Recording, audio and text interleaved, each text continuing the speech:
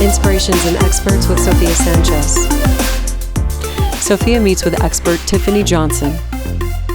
Hi, nice to meet you. What's your name? I'm Tiffany. Nice to meet you, Tiffany. And what is conflict?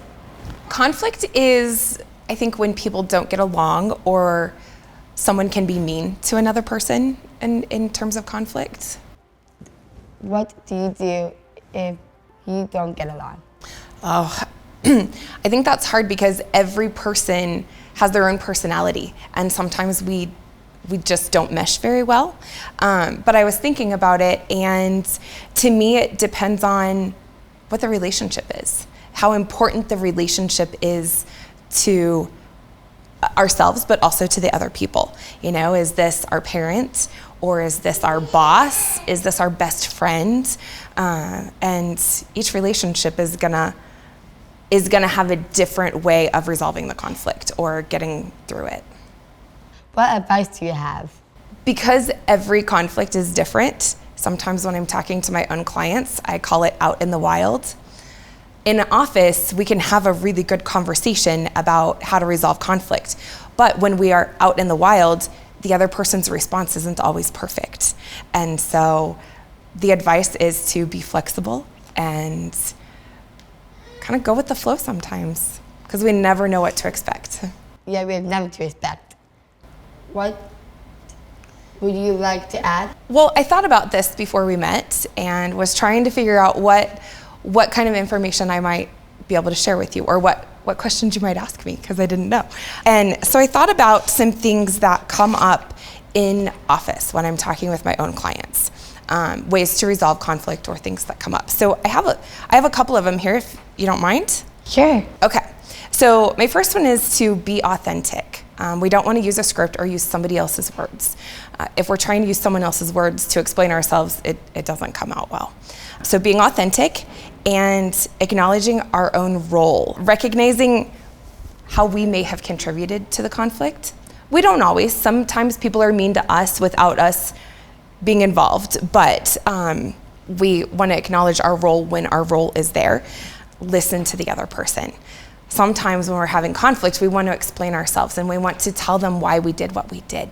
But sometimes we need to listen to them first. Resist being defensive. Again, we want to be able to explain ourselves first, and it comes off as defensive, and that doesn't go well in conflict. The language of apology. That is where we want to know how our other person hears an apology the best. Do they want to be told we're sorry, or do they want us to make up for it? If we broke something, they might want it fixed, and an I'm sorry isn't gonna help. So we wanna know what's gonna work best for them.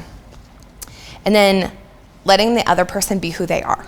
Sometimes in conflict, we want other people to do what we want them to do, but we can't, always do that, because other people have their own personalities. And then give ourselves grace.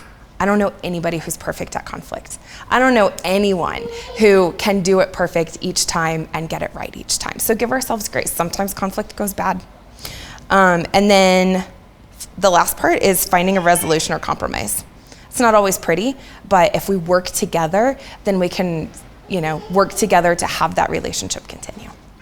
So those are just things that I came up with thinking back to what I talk to my clients about.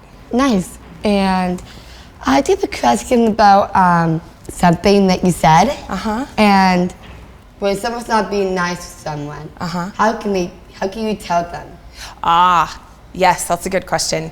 Because if someone's not being nice to us and we tell them in the moment, they might be in a really bad mood and still respond negatively. That's a really good question. I think sometimes maybe trying to, depending on what's happening, if the other person's in a really bad mood and they're not being nice, they're not going to respond well to us. But if we change the environment, if we change the conversation, let things get a little bit nicer, and then say, hey, I know you weren't feeling so well earlier, but that hurt my feelings. But I think making sure that we have a equal ground to start from is going to help. Definitely. Would you like to add? Well, in thinking about what questions you might ask me or what we might talk about, I thought about things that come up in the office when I'm talking with clients about conflict or things that are coming up in their life. So I have a list of them, if that's okay with you. Mm-hmm. Okay. So the first one is be authentic. Don't use a script and don't use someone else's words. It doesn't come off as, us being truly involved if we're not authentic. We want to acknowledge our role, recognize how we may have led to some of the conflict. It may not always be that way. We may not always have a role in it, but sometimes we do, and we want to acknowledge that. Listen to the other person. If we cause the conflict, we want to listen before we try to explain ourselves. In that way, we want to resist defensiveness.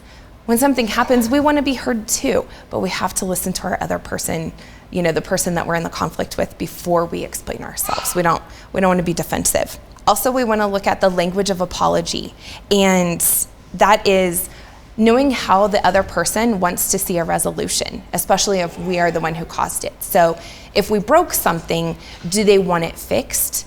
Or do they want to just be told that you're sorry that you broke it? Maybe we need to fix something to follow up with that. Letting the other person be who they are. Sometimes we want that person to fit our mold of how we want a conflict to resolve, and sometimes they can't do that. We might have to find that common ground with letting them be who they are. Also, give ourselves grace. I don't know of anyone who's perfect at resolving conflict. It's a hard thing to do. And it depends on what the relationship is. How important is the relationship for us to be resolving it? And then the last one is in finding the resolution or compromise. Sometimes that's not pretty, or it takes time.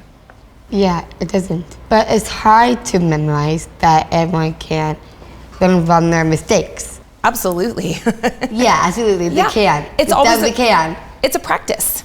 It's always a practice. Yeah. They can say, I'm so sorry I broke something. We can find a way to fix it together. We can find a way to fix it together. Yeah. And thank you so much. Thank you. Sophia meets with inspiration Zachary. How do you handle conflict? How I handle conflicts is I kind of ignore them. So say if a parent doesn't agree with me on certain things about their athlete, I'll be like, okay, well, this is how I do things. If you want to coach them, then, take them somewhere else. I don't have time to, bicker with you about certain things that your athlete needs. I focus on worrying about the whole team and not just that one person. So the conflicts, I kind of just ignore them, or I'll just tell them, if you're not happy here, just go somewhere else. That's how I deal with it. What do you do when your cheerleaders are having an argument? So when my cheerleaders get in an argument, or the athletes get in an argument, I pull them aside. I take them privately to the other side of the room. I talk to them about it, and then if they can't come to terms, then I would have to talk to the parents would have to talk to their athlete, and then I would have to make a decision on to cut them, or they would have to just squash it. There's sometimes they do squash it, sometimes they don't, and then they leave. I have athletes that gotten in the fights before, and it's not pretty. It's hard to maintain them, especially when they're in the high school era. So middle school and high school girls, they kind of more get in the fights. Little elementary school kids, they really don't really care about whatever's going on in the world. But the high school kids, yeah, they're hard to control, because they're either fighting over, oh, I want this position, oh, I want this position. You can't have everything. So, yeah, that's how I deal with it. Thank you so much. Yeah, you're welcome. Logos for Northern Nevada Center for Independent Living, Southern Nevada Center for Independent Living.